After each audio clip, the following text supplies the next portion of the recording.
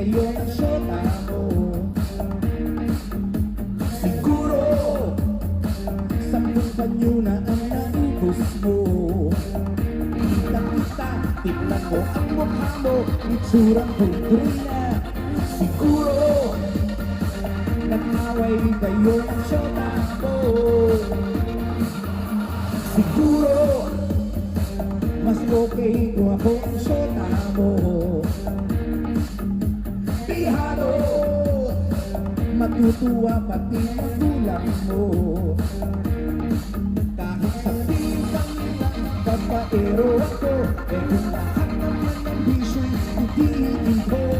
Siguro mas okay kung ako ang syota